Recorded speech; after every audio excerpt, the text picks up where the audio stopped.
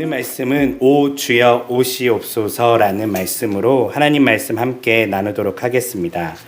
네, 이렇게 고린도전서가 이제 대단원의 막을 끝나게 되는데요. 오늘 말씀은 사실 대부분 뭐 이렇게 교훈적인 이야기는 거의 없어요. 바울이 이제 자신의 동역자들을 소개하고 그리고 그들이 이제 고린도에 가게 되면 어떻게 대해줬으면 좋을지 뿐만 아니라 지금 바울과 함께 있는 사람들이 얼마나 고린도에 있는 사람들을 보고 싶어 하는지 뭐 이런 것들을 지금 전하면서 정말 사적인 개인적인 이야기들을 많이 하고 있습니다.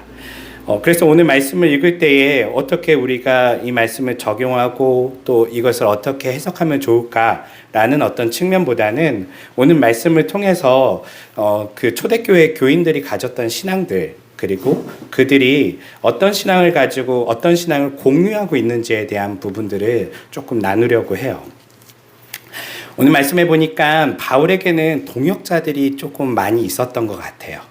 그래서 우리가 잘 아는 동역자인 디모데라는 친구가 있고요. 근데 오늘 디모데를 보니까 디모데에 대해서 뭐라고 얘기하냐면 그를 얕보지 마십시오. 얕잡아 보지 마십시오라고 얘기하고 있어요. 왜 이런 이야기가 나왔을까요? 네.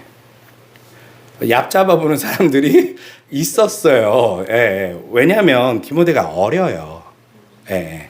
디모데는 어렸을 때부터 바울에게서 배운 어떻게 보면 정말 학생으로서 잘 배운 친구예요. 우리로 치면 이제 교회 학교를 쭉 성장해서 교회의 지도자가 되는 사람인데 그러다 보니까 이제 아무래도 늘 애 같고 아무래도 늘 그 친구에 대해서 당시에 지금보다 어떻게 보면 또 2000년 전이잖아요.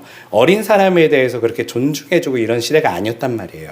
그렇기 때문에 그를 얕잡아보는 일들이 많았어요. 하지만 바울은 그가 나를 대신해서 그 지역에 그 교회에 목회자라는 것 그들을 가르치는 선생님이라는 것을 잊지 말고 그가 좀 부족하더라도 얕보지 말고 그를 존중해주고 그의 말을 따라가기를 바울이 권면하고 있어요. 그리고 우리가 아는 성경에 보면 누구에게 쓴 편지가 있죠? 바로 디모데에게 쓴 편지가 있어요. 그만큼 사실 디모데라는 인물에 대해서 우리가 자세히는 알지 못하지만 당시 바울이 굉장히 애착이 있었던 것 같아요. 그래서 이 디모데가 사역을 잘하고 있는지 때로는 들리는 소문을 들으니까 어느 교회에서는 디모데를 무시한다는 소문도 듣고 하니까 바울의 마음이 좀 불편했던 것 같아요. 그래서 디모데에 대해서 이렇게 고린도전서에도 쓰고 뿐만 아니라 아예 디모데 우리가 전서라는 것을 통해서 디모데에 대한 편지를 쓰면서 디모데에게 어떻게 목회를 해라라고 직접적으로 가르치는 일들을 바울이 많이 했던 것 같습니다. 또 다른 인물이 또 나옵니다. 어떤 인물이 나오냐면 아볼로에 대해서 또 나오고 있어요. 예, 아볼로는 지금 어디 갈 생각이 없다고 얘기하죠? 네, 고린도에 갈 생각이 없대요. 뭐 어떤 이유인지는 잘 모르겠지만 우리가 잘 아는 것처럼 고린도에 원래 있었던 선생님 중에 한 명이에요. 바울과 아볼로, 디모데도 그렇고요. 이 사람들이 다 고린도 교회에 있었었는데요. 지금은 그곳에 갈 마음이 전혀 없대요. 전혀. 예, 아마도 뭐 우리가 예상해 보건대 마음이 좀 상한 일이 있었을 수도 있고 아니면 지금 어떤 일에 되게 집중하고 있기 때문에 거기에 갈 수 있는 상황이 아닐 수도 있을 거예요. 뭐 이런 것들을 통해서 당시에 아볼로와 디모데 그리고 바울과 같은 사람들이 그 아시아 지역, 소아시아 지역, 지금의 터키와 그리스 지역을 어떻게 그들이 목회를 하면서 가르쳤는지를 조금 우리가 예상해 볼 수 있어요. 우선은 한 가지 보이는 것은 무엇이냐면 그들이 한 곳에 집중적으로 머물러 있지는 않았어요. 어떻게 보면 이곳에 고린도에 바울이 있다가 에베소에 가면 고린도에는 우리가 잘 아는 것처럼 디모데가 또 있기도 하고 하면서 서로 계속 움직이면서 그곳에 번갈아 가면서 그 사역들을 교회를 어떻게 보면 돌보는 일들을 했던 것들을 성경에서 볼 수 있는데요. 이런 모습은 사실 좀 우리들의 교회들의 모습과는 사뭇 다르죠. 네. 다른 말로 하면 교회는 그만큼 연합돼 있었다는 거예요. 어떤 교단으로 갈라지거나 아니면 한 목회자의 중심으로 이 사람만 우리 교회 목사라는 어떤 개념보다는 교회 모든 사람들이 당시에 있는 교회 많은 선생님들을 언제든지 환영하고 그들에게 듣고 또 그들을 후원하기도 하고 또 때로는 그들을 다른 곳에 보내는 어떤 일들을 통해서 또 다른 교회를 만들기도 하고 이런 일들을 굉장히 유기적으로 잘 해왔다는 것을 초대교회의 어떤 모습을 통해 볼 수 있어요. 이런 방식으로 교회가 점점점 확장해 간 거예요. 한 곳에 머무르기보다는 끊임없이 거기에 있는 사역자들을 바깥으로 보내고 돌게 만들고 그것을 통해서 교회들은 또 서로 연합되게 되고 이런 어떤 모습들이 그곳에 있었던 것이죠. 오늘날 우리들의 교회는 좀 어떤가요? 오늘날은 교회가 어떻게 성장할까요? 네. 오늘날은 이제 프랜차이즈 방식이죠. 한 교회가 여기 지점을 내고 저기 신도시가 생겼네. 남학에 지점을 또 하나 내고 뭐 이런 식으로 이제 교회가 어떻게 보면 자기 교회 이름을 계속 걸어요. 심지어는 해외에도 저기 뭐 베트남에도 뭐 우리로 치면 한국 교회 이름을 붙여가면서 자신의 교회의 이름을 막 붙여요. 이런 모습과는 좀 사뭇 달라요. 어떻게 보면 우리 교회 개념보다는요. 우리가 함께 다 교회라는 개념이에요. 고린도에 있다가 어떤 사람이 우리가 잘 아는 것처럼 에베소에 가면 또 그곳에서도 환영해줘요. 너는 고린도 교회 사람이구나 이런 개념이 아니라요. 우리가 같이 한 그리스도 예수 안에서 주님을 모시고 사는 그리스도인이라는 것을 공교히 했었던 그 당시의 모습이었던 것이죠.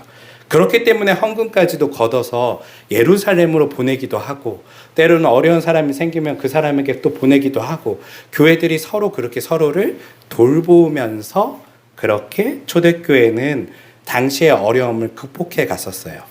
그렇게 살았기 때문에 어쩌면 그때 직면한 고난을 이겨낼 수 있었던 것일지도 모르겠어요. 오늘날 우리들의 교회 모습은 안타깝지만 아까 얘기한 것처럼 기업형이죠. 예. 누군가 자본을 가지고 한 목회자가 그곳에 건물을 사고 그리고 그곳을 이렇게 해놓으면 사람들이 또 모여서 거기에 회원이 되고 그리고 거기 회원으로 있다가 또 다른 사람 이 목회자가 만약에 떠나게 되면 어떤 일이 일어나죠? 교회가 망하죠. 예, 그렇게 돼요. 그래서 흔히 막 세습도 하고 아니면 다음 목회자를 불러올 때도 굉장히 전에 있었던 목사님에 대한 어떤 것들을 중요시 여기면서 어떤 이런 모습들을 보이는데 당시 초대교회는 한 목회자에게 어떻게 보면 그 사람만을 리더로 이렇게 여기지 않고 수많은 교회의 많은 선생님들을 다 자신들의 리더로 섬기면서 그리고 배우고 서로 유기적으로 그렇게 묶여 있었다는 것을 우리가 보면서 저는 이런 모습들이 우리한테 언제 사라졌을까라는 생각이 조금 들긴 하더라고요.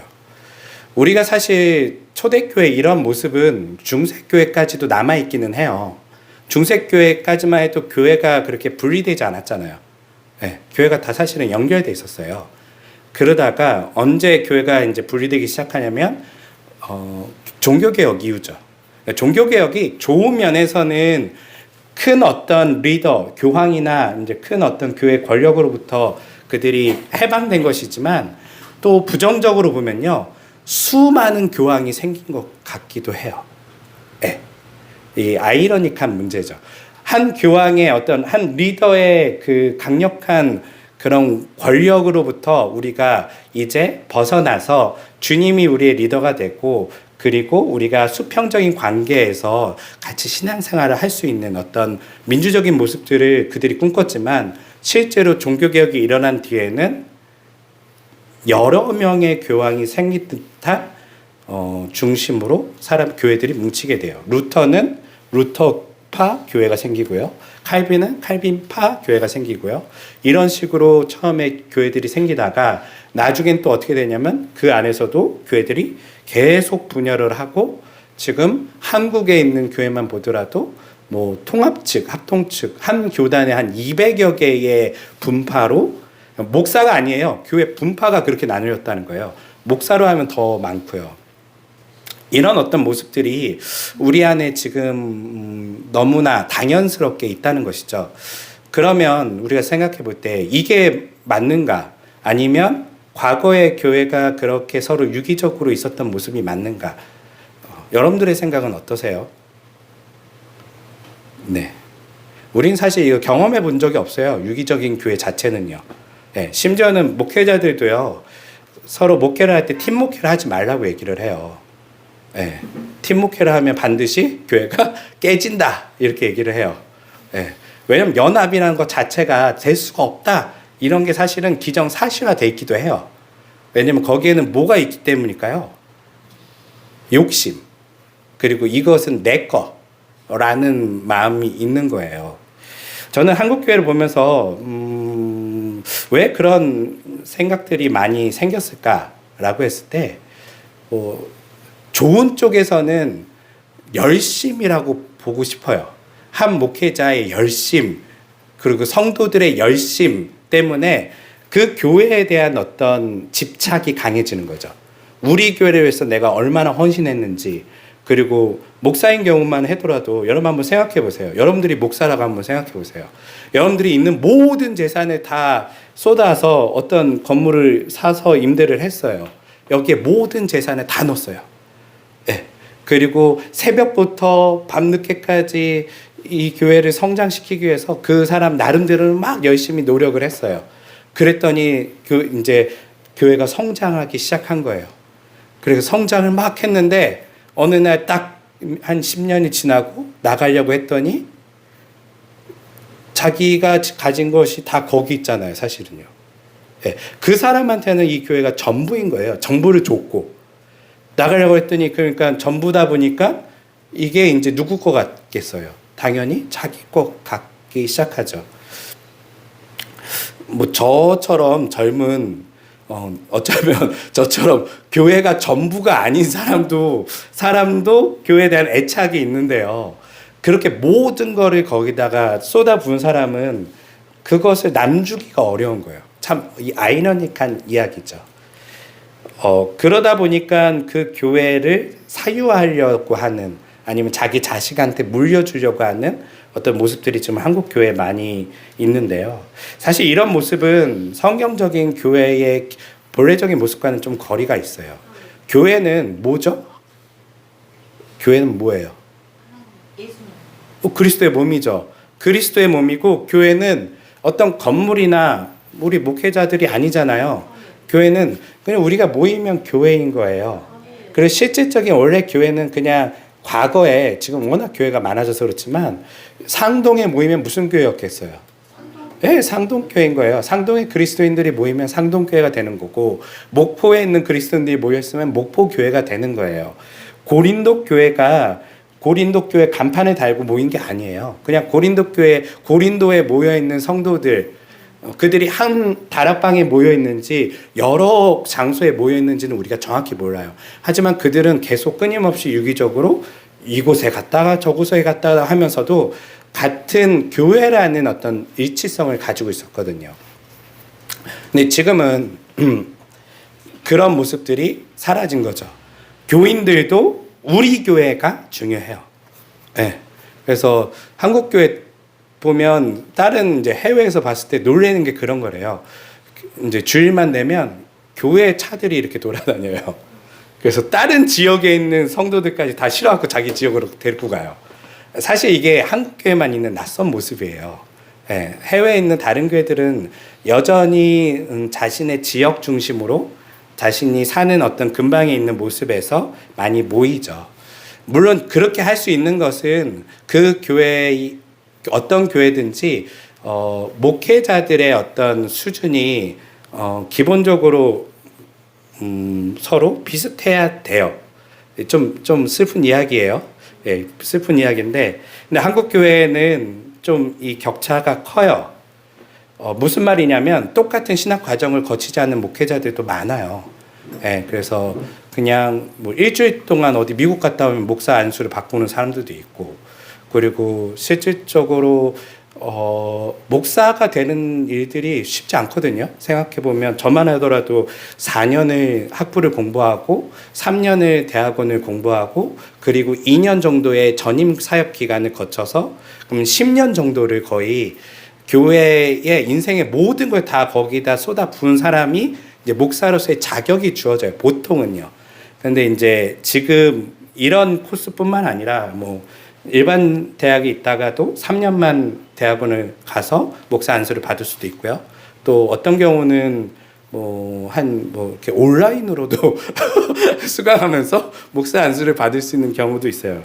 뭐 그분들을 비난하려고 하는 건 아닌데 이런 어떤 차등이 있는 거죠. 똑같이 어떤 기본적인 이렇게 배워도 사실 좋은 목사가 안 돼요. 신학대학교를 10년가량 있었어도 목사님들이 그렇게 학문적으로 뛰어나기 어렵고 쉽지 않은 어떤 일들이 있는데 그것보다도 못한 상황에서 많은 사람들이 목회자들이 양성되다 보면 아무래도 교회들마다 뭐 하겠어요. 만약에 목사가 성경을 몰라요. 그럼 뭐 하겠어요. 교회에서요. 여러분들이 만약에 여러분들한테 목사를 시키시면 뭐 하시겠어요? 성경 가르치는 거 잘 몰라요. 성경은 잘 몰라요. 그럼 뭐 할까요? 네. 자기 선전해요. 그렇죠. 뭐 어디 간증하고 자랑하고 그다음에 할 줄 아는 거 하나 있잖아요. 기도하는 거. 기도하고 기도 나쁘다는 게 아니에요. 그분들이 거기에 더 집착하는 거예요. 자기가 잘하는 건 그거니까. 기도하고 금식하고 신비적인 걸 보려고 하고. 왜냐하면 이 성경으로 뭔가 자기가 가르칠 수 있는 능력은 부족하니까요. 이런 어떤 부분들이 생겨나면서 한국교회의 지금 상황이 우리가 잘 아는 것처럼 성경에 대해서 잘 성도들에게 가르치는 교회가 아니라 교회 하면은 종교적이고 어떤 이렇게 신비적이고 이런 어떤 모습들을 띈다는 것이죠. 좀 벗어난 이야기지만 저는 이제 결국은 이단들이 사이비들이 왜 이렇게 한국교회에 판치는가라고 했을 때 이 문제라고 봐요. 사실 사이비들과 한국교회의 많은 교회와 목회자들이 크게 별반 다르지 않아요. 솔직히요. 예. 예. 똑같아요. 사실은요. 그런 부분 때문에 자꾸 교인들이 이제 이단에 빠지고 사이비에 빠지는 거예요. 교회에서 성경을 제대로 가르쳤다면 그렇다면 그들이 성경 공부하려고 이단에 갔을까요? 안 갔겠죠. 네. 이런 어떤 안타까운 모습도 있어요. 다시 돌아와서 아무튼 고린도 교회와 우리의 교회의 현실을 봤을 때 그들은 그만큼 연합돼 있고 팀 사역을 하고 그리고 서로 너네 교회 우리 교회 개념보다는 언제든지 그 지역을 벗어나면 고린도 교회의 지역을 벗어나서 다른 지역 가면 그 사람은 어떻게 되죠? 또 그 지역에 있는 교회의 성도의 일원이 되는 거예요. 어떤 이런 모습들. 그리고 여기에는 대표적인 목회자가 있어요? 네. 있긴 있는데 언제든지 돌아가는 거예요. 네. 그래서 한 사람만 리더를 하다 보면 문제가 생기죠. 네. 생길 수밖에 없어요. 왜냐하면 사람이 연약하잖아요. 네. 제가 저희 교회 목회자를 계속 10년, 20년 하다 보면 저도 한두 번씩은 쓰러지고 넘어지고 실수할 때가 있겠죠. 예, 이런 문제들이 야기되고 때로는 이렇게 오래 거기에 있다 보면 여기에 모든 걸 쏟았단 말이에요. 그러면 아무래도 사유화된 마음, 이것은 내 거라는 생각이 들기 시작하겠죠. 그런데 초대교회는 그런 어떤 환경이 제공되지는 않았었어요. 모든 사역자들은 어떻게 보면 순회하면서 교회들을 돌보기 시작했었고요. 그리고 교회 자체도 그리고 좋은 어떤 인물이 나오면 그 인물을 우리 교회가 소유하기보다는 그 인물을 다른 곳에 보내거나 때로는 다른 지역으로 개척을 보내요. 선교를 보내서 그곳에 또 다른 교회를 세울 수 있게끔 끊임없이 여기서는 인재를 양성해서 더 다른 교회들을 섬길 수 있는 인물들을 발굴해내고 그것을 같이 공유하고 하면서 교회가 일치감을 가질 수 있었었고 그리고 교회가 서로 같은 것을 배울 수 있었다는 것이죠. 그런 모습들이 오늘 16장에 많이 나와요. 그러면서 아시아에 있는 지역 교회들에게도 바울이 지금 인사를 해요. 왜냐하면 이 편지가 지금 누구도 본다는 것이죠. 고린도 교회 이외에 다른 지역에 있는 사람들도 이 편지를 돌려보라는 얘기예요.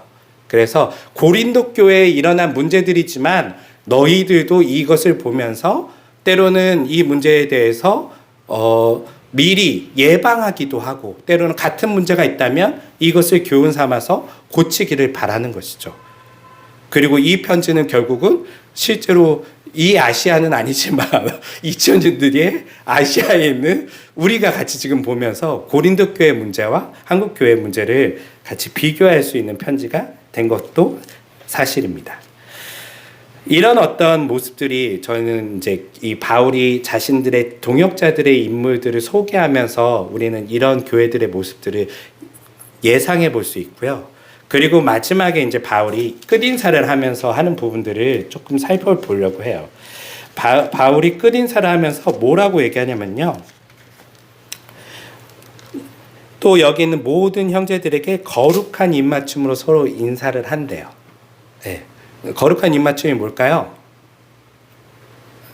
예, 당시 사람들은 이렇게 얼굴과 얼굴을 마주대고 프랑스 사람들처럼 한 거예요. 우리한테는 되게 납뜨거운 이야기지만 그렇게 굉장히 친밀하게 서로가 인사를 했고요. 편지로나마 그렇게 이야기를 하는 거예요. 내가 지금 너에게 그렇게 친밀하게 인사를 합니다. 그리고 21절에 보니까 바울이 뭐라고 하냐면 이제 나 바울은 마지막 인사를 직접 내 손으로 쓰고 있대요. 무슨 소리예요 지금? 그럼 앞선 거는 누가 쓴 거예요? 바울이 안 쓴 거예요? 네. 그럼 이건 바울이 쓰지 않은 편지일까요? 자, 오해하시면 안 돼요. 여기서 바울이 썼다는 얘기는 실제로 이 부분만 바울이 쓴 거예요. 앞부분은 지금 어떻게 쓴 거냐면 대필한 거예요. 왜냐하면 당시의 편지는 종이는 매우 비싸요. 네. 글을 쓸 때 실수가 있어서는 안 돼요. 한 번에 틀리지 않게 쫙 잘 적어야 돼요. 그러면 이거 잘하는 사람이 있었겠죠. 흔히 대필을 잘하는 사람이 있는 거예요. 누군가 말을 하면 이 말을 구어체를 문어체로 아주 신중하게 틀리지 않게 글을 잘 쓰는 사람에게 바울이 시킨 것이죠. 하지만 맨 마지막에는 자기 필체도 넣는 거예요. 이 여러 이유가 있을 거예요. 하나는 이거 내가 보내는 편지야 라는 것을 마치 사인처럼 알려주기 위해서 바울의 필체를 넣은 것 같기도 하고요. 또 하나는 마지막에 자기의 손을 대면서 애정을 담고 싶었던 것 같아요. 내가 너희들에게 사실은 직접 쓰고 싶었지만 많은 내용은 그렇게 쓰지 못했지만 그래도 이렇게 마지막 인사만큼은 내 손으로 직접 쓸게 라고 하면서 그들에게 애정을 담고 있어요.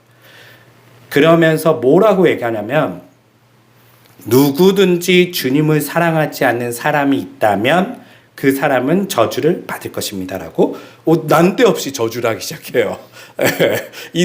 기분 좋게 인사하더니 갑자기 난데없이 저주를 퍼부어요. 뭔 말일까요? 왜 저주를 갑자기 퍼부었을까요? 저도 궁금해요. 지금 기분 좋게 막 편지 쓰잖아요. 뭐 안녕 잘 있었니? 누구한테도 인사한다. 누가 갈 건데 좀 잘해줘. 뭐 이런 얘기 막 하다가 갑자기 이제 마지막 인사는 내 손으로 쓸게. 주님을 사랑하지 않는 인간이 있으면 저주를 받을 거야 라고 쓰고 있어요. 뭔 말이에요 이게 갑자기. 왜 저주를 얘기할까요? 사실은 이게 저주를 건다는 얘기보다는요. 주님을 사랑하지 않는 것 자체가 저주라는 거예요. 네. 예수님을 사랑하지 않는 사람은 어디에 있는 사람이에요? 지금 죄와 사망에 여전히 거하고 있는 사람들이거든요. 죄와 사망의 저주에 이미 들어가 있는 사람들이에요. 결론적으로 이미 들어가 있어요. 바울이 걸 필요도 없어요. 반대로 주님을 사랑하는 자들은 지금 어떤 사람들이라는 거죠? 이 저주에서 벗어난 사람들이에요. 사실은 저주를 건다는 개념보다는 번역이 이것이 당시에 어떤 느낌으로 됐는지는 정확히 모르겠지만 아마도 저주를 받아라 이게 아니라 역설적인 이야기죠. 우리는 주님을 사랑하는 자들은 저주에서 벗어난 자들이고 주님을 사랑하지 않는 자들은 이미 저주 안에 거하는 사람들인 것이죠. 그래서 그리스도인들, 이 편지를 읽는 사람들은 어떤 사람들이에요? 저주에서 벗어난 사람들이란 이야기예요. 그리고 마지막에 뭐라고 얘기하냐면 오 주여 오시옵소서. 우리 이 단어가 뭐냐면 가장 우리가 많이 유명한 단어죠. 마라나타라는 단어예요. 이 마라나타라는 단어는 초대교인들이 자신들의 인사에 많이 사용했던, 끝인사에 많이 사용했던 단어인데요. 주님 오시옵소서라는 단어예요. 인사에 마지막 인사, 항상 이런 인사를 많이 했어요. 성경을 보면 이런 인사를 또 누가 했을까요? 마라나타라는 이 단어 어디에 또 나올까요? 어디서 읽어본 기억이 있지 않으신가요? 네, 계시록에 있잖아요.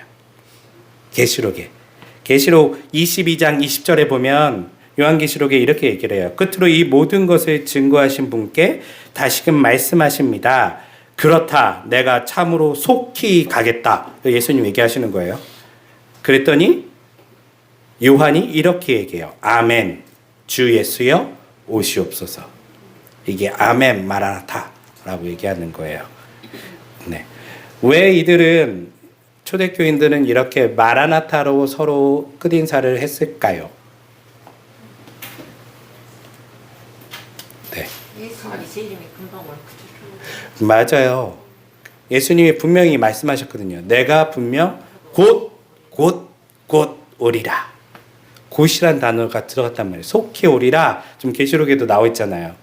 그래서 주님이 오실 거니까 그들은 항상 주님을 기다리는 사람들이었어요. 그리스도인들의 정체성의 핵심 중에 하나가 무엇이냐면요, 예수님을 기다리는 사람들이에요. 예, 이것은 2000년 전 그리스도인들뿐만 아니라 오늘날에 있는 그리스도인들에게도 동일하게 적용돼야 되는 정체성이에요. 여러분들이 누구십니까? 라고 했을 때 나는 주님을 기다리는 사람이야. 네, 이게 여러분들의 정체성이 있으셔야 돼요. 단순히 예수 믿고 천국 가고 죽으면 하나님 나라 가고 여기에 우리가 멈추는 게 아니라 예수 믿는 사람들은 주님을 기다리는 사람들이에요. 네. 문제는 이 이야기가 오히려 우리 그리스도인들보다는 이제 사이비나 이단들이 이것을 많이 쓰죠. 종말론적인, 특별히 긴급한 종말론에 어떤 휩싸여서 예수님을 기다린다, 휴거를 기다린다 하면서 사람들이 그런 종말론에 휩싸여 있어요. 그런데 이 초대교회 교인들의 종말론과 흔히 오늘날 사이비적인 그리고 이단적인 종말론자들과는 어떤 차이가 있을까요? 초대교회의 종말론과 이단들의 종말론의 차이는 뭐가 있을까요? 네.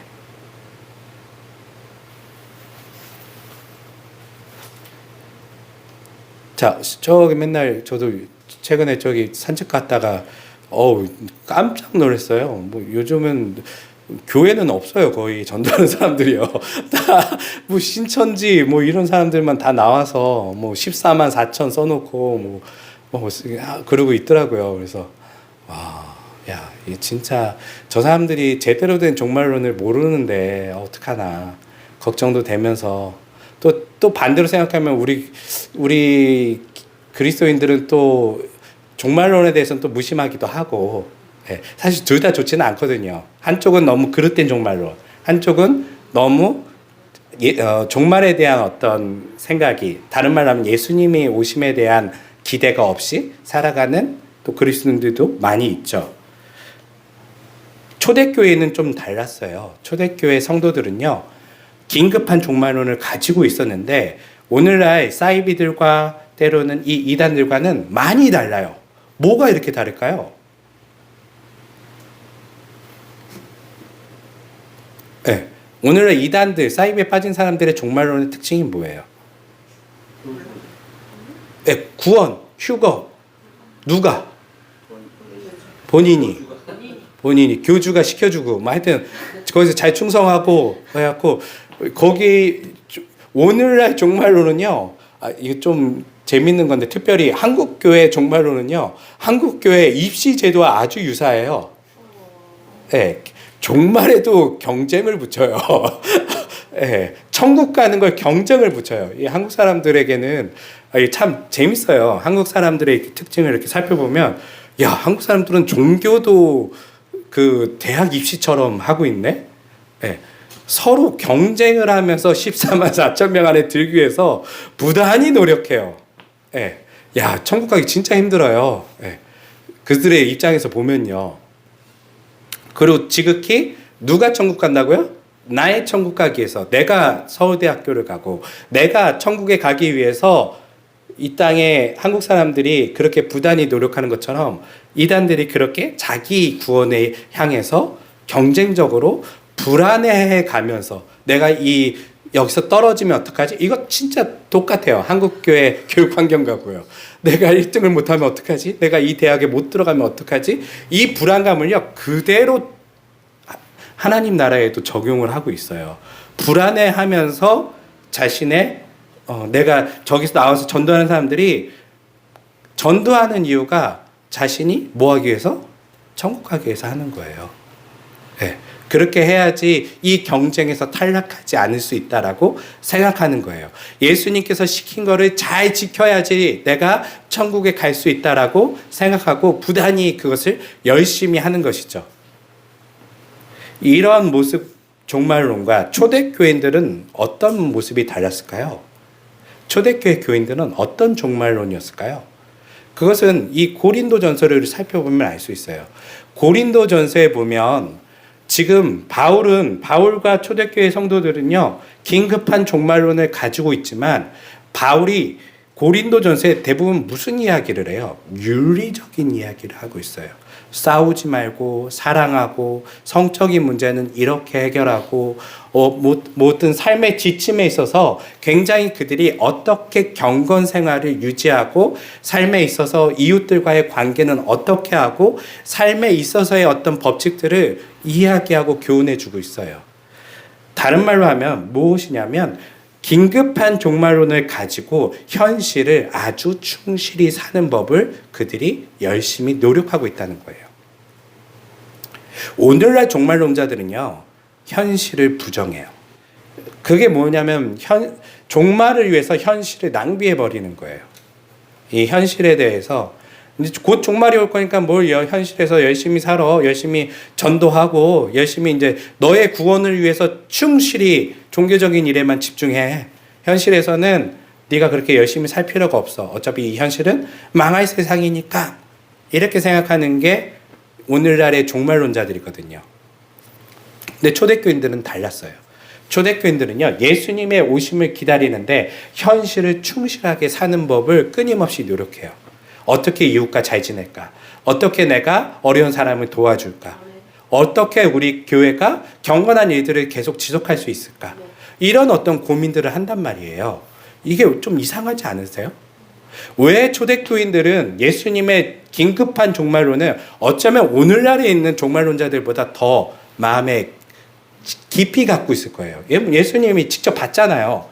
예수님을 직접 본 사람이 예수님이 직접 말했단 말이에요. 내가 곧 올게. 이렇게 듣고 갔단 말이에요. 그러면 진짜 예수님이 곧 올 거라는 걸 알고 이 사람들의 삶이 오늘날 종말론자들처럼 현실을 버리고 예수님만 기다리고 살아야 될 텐데, 초대교회 성도들을 보면요, 현실을 열심히 살아요. 열심히 남을 돕기도 하고. 왜요? 왜 그럴까요?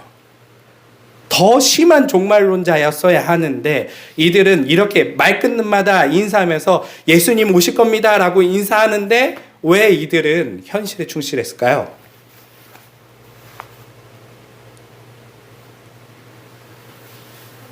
예수님의 말씀을 잘 들으면 네. 십계명을 잘 지키는. 네, 맞아요. 비슷해요. 굉장히 그걸 제가 좀 더 멋있게 얘기해 보면, 예수님께서 가르쳐 주신 종말이 바로 그거였기 때문에 그래요. 예. 예수님이 이 땅에 오셔서 뭐라고 처음에 외치시냐면, 회개하라, 천국이 가까이 왔다. 종말이 가까이 왔다는 얘기거든요. 천국이 가까이 왔다는 거군요. 그러면서 예수님이 어떻게 하시죠? 하나님 나라를 가르쳐 주시는데요. 이 땅의 실질적인 문제들을 해결하는 모습으로 하나님 나라를 보여주세요. 아픈 사람들 치유해 주시고 외로운 사람들 친구가 되어 주시고 이런 어떤 실질적인 예수님이 이제 천국이 가까웠으니까 회당에 다 모이십시오. 뭐 가정도 필요 없고 직장도 필요 없습니다. 여기서 우리 하나님 나라를 기다리십시다. 이렇게 얘기 안 했어요. 그들에게 하나님 나라는 겨자씨와 같은데 그 겨자씨는 이 땅에 심겨져서 퍼져나가는 거야. 그러면서 하나님 나라가 어디에 있니? 라고 했을 때 어디다 얘기하죠? 여기서 시작되고 있는 거야 라고 하면서 종말이라는 개념은 어느 날 갑자기 뚝딱 떨어져서 우리가 이렇게 흔히 완성된 어느 나라에 가는 게 아니라 하나님 나라는 점진적으로 확장되고 이미 너희 안에서 자라나고 있을 때에 그것이 결국 모여서 어떻게 된다고요? 하나님 나라가 되는 거예요. 다른 말로 하면 현실이 하나님 나라로 점차 변해가는 모습이 이들이 생각하는 예수님이 가르쳐 주신 종말론이에요. 네. 그렇기 때문에 예수님이 뭔 얘기를 하냐면요. 자꾸 오해해요, 제자들이. 주님, 종말의 때는 어떻게 됩니까? 라고 하니까 주님이 이야기해 주시죠. 종말의 때는 부모와 자식의 관계가 깨어지고 서로를 미워하고 죽이듯이 그렇게 하고 나라가 나라를 침범하고 그리고 온 난리가 나고 전염병이 퍼지고 막 이런 얘기를 해요. 그러니까 제자들이 어떻게 들어요? 막 집중해서 듣는단 말이에요.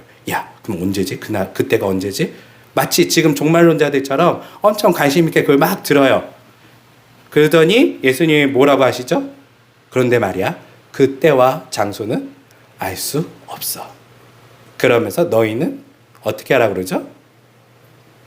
너희는 그의 나라와 그의 의를 구하는 것이 종말의 때를 구하는 거라고 얘기하는 거예요.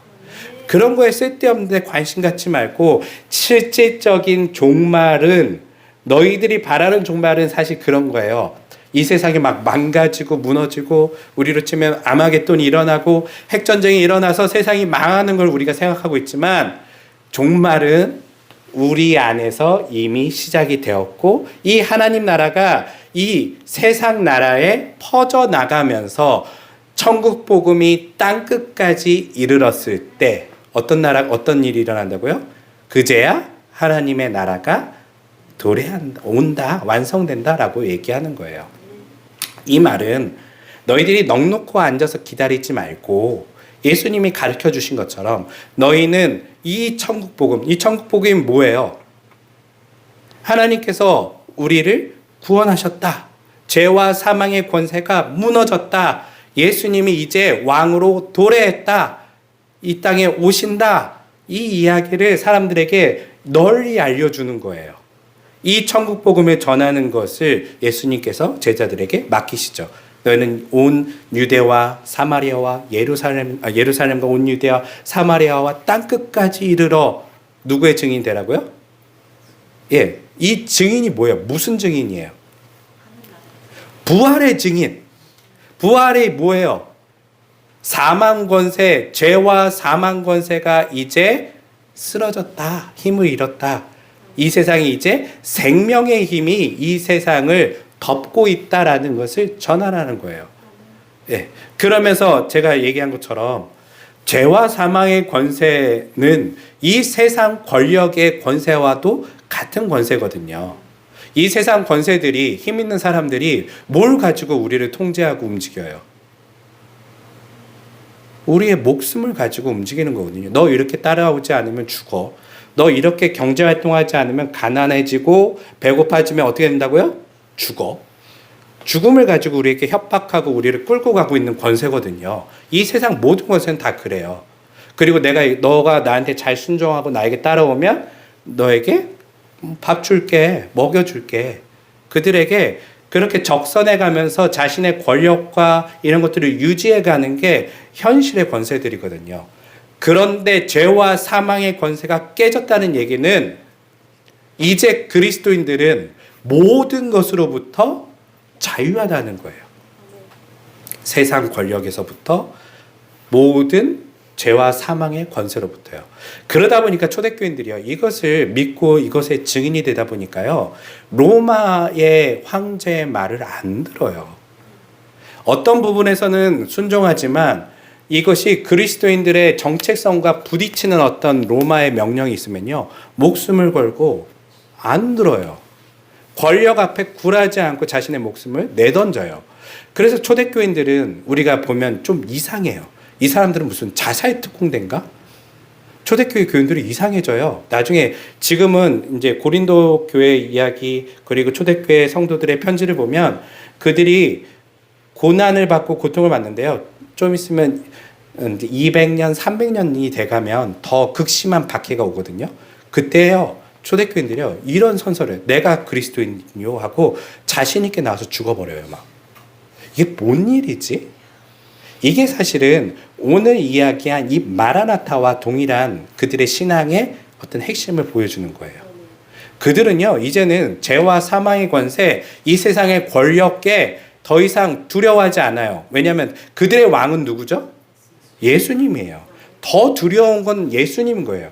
나는 예수님을 배반하는 게 더 두렵고 이 세상의 죽음 따위는 두렵지 않아. 왜냐하면 죽음은 누구 앞에서 무릎을 꿇었죠? 예수의 이름 앞에 무릎을 꿇었기 때문에 너가 나를 죽인다 한들 나는 반드시 살아나서 나는 주와 함께 다스릴 거야 라는 신앙을 그들이 갖고 있다는 거예요.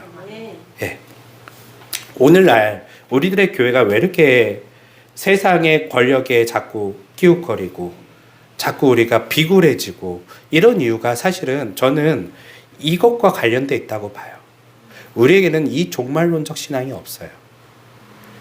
주님 오시옵소서, 이 얘기는 뭐냐면요, 그들은요, 예수님이 자신의 왕이기 때문에, 지금 왕정시대 사람들이잖아요. 이 사람들은요, 예수님이 이제 왕이에요. 왕인데 예수님이 뭐라고 얘기하셨냐면, 내가 잠깐 올라가서 너희들이 살 곳을 준비하고 올 거야. 조금 기다리고 있어. 기다리는 동안 내가 너희들에게 알려준 것들 온 세상 사람들에게 다 전해주고 그 사람들도 거기에 죄와 사망의 종로로 트지 않게끔 너희들이 그들에게도 자유의 복음을 전파해 라고 이야기하고 가셨단 말이에요.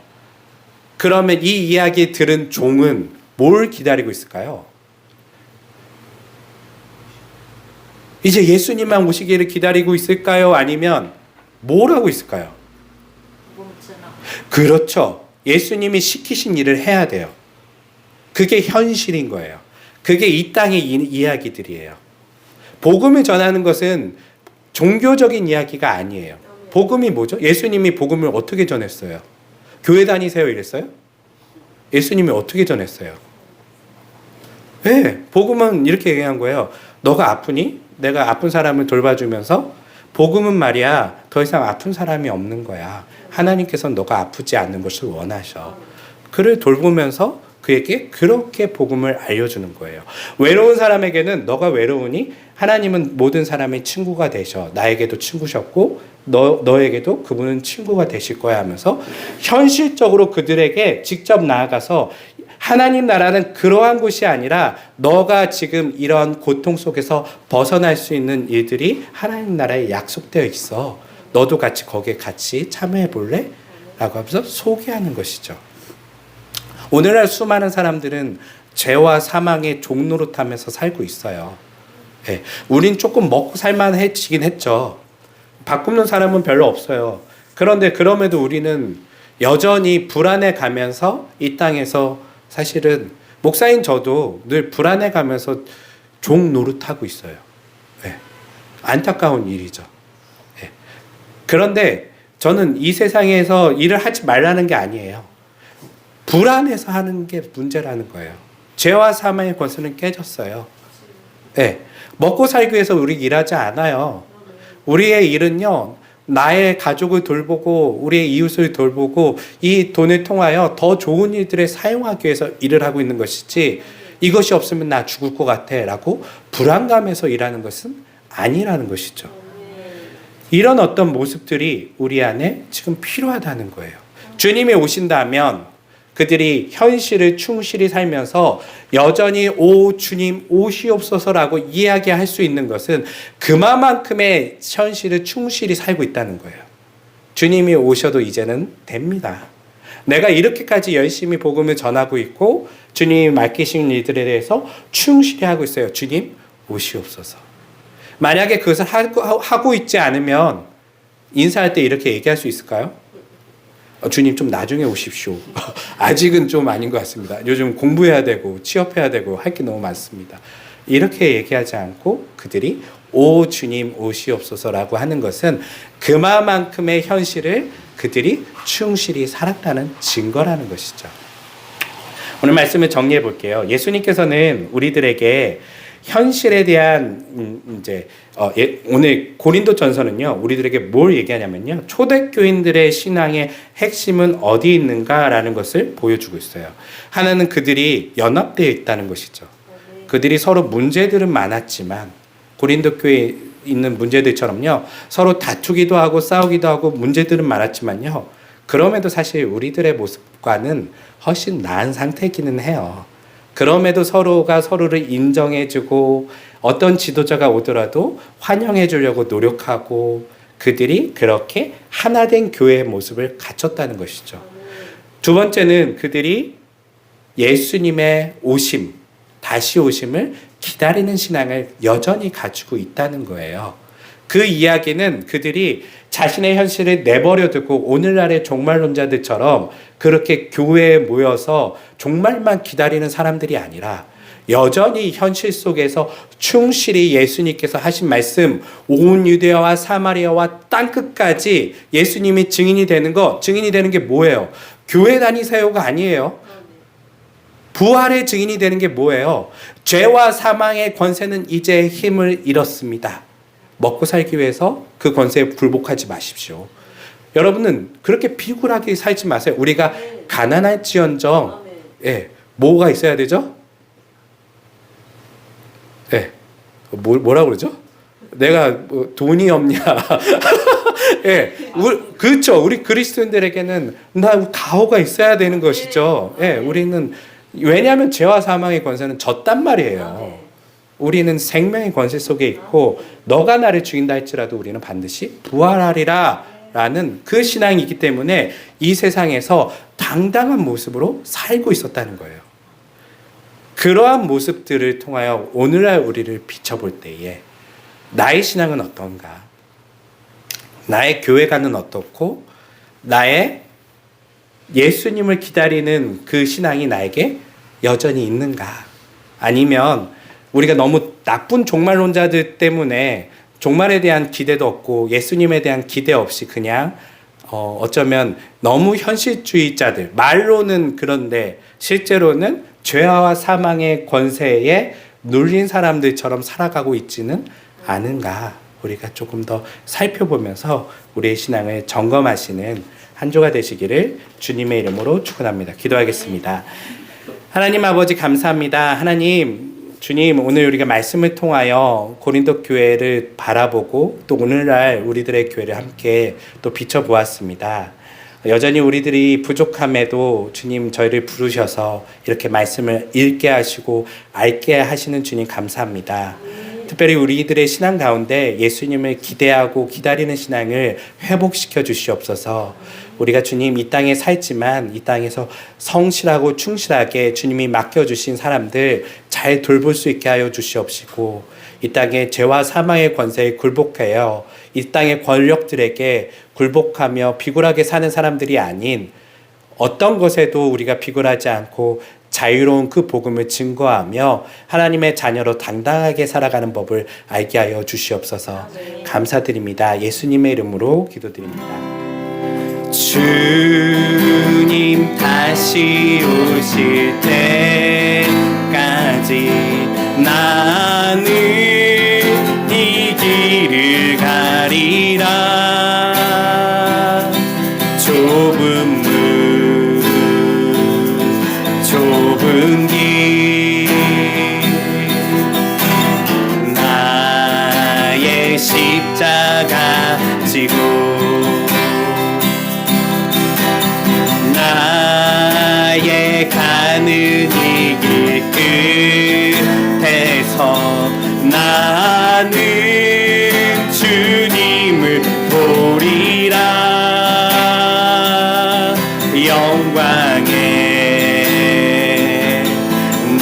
주님 나를 맞아주시리. 주님 다시 오실 때까지 나는 일어나 달려가리라. 주의 영광 온 땅 덮을 때 나는 일어나